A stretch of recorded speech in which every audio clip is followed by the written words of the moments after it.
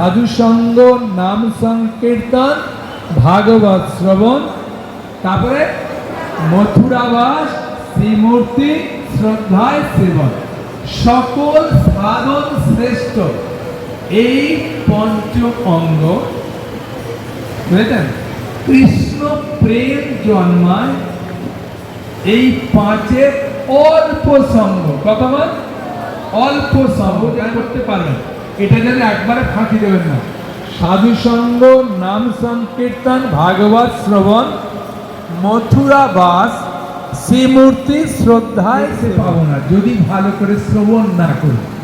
এই ধামকেও উপলব্ধি করতে পারবো না যদি ভালো করে শ্রবণ করি। আমরা বুঝতে পারবো তিনটে পুতুল রেখেছে, আর তিনটে পুতুল রাখার ফলে তিনটে পুতুলের দাম রেখেছে। একটার দাম 1000 টাকা, একটা 10,000 টাকা।